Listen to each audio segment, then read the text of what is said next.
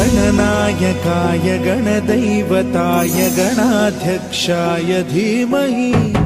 गुणशरीराय गुणमण्डिताय गुणेशानाय धीमहि गुणातीताय गुणाधीशाय गुणप्रविष्टाय धीमहि एकदन्ताय वक्रतुण्डाय गौरीतनयाय धीमहि गजेशानाय भालचन्द्राय श्रीगणेशाय धीमहि